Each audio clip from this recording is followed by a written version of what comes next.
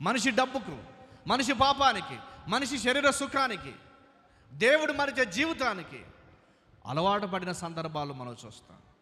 అతడు పవిత్రంగా ఉండాలనుకున్నాడు.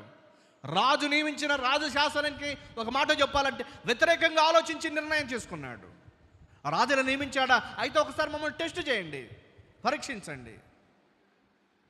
దేవుడు దానియేలుకు అవకాశం ఇవ్వగా అతడు పవిత్రంగా ఉన్నాడు, పరాయి దేశంలో పవిత్రంగా ఉన్నాడు. రెండవదిగా పరీక్షింపబడ్డాడు.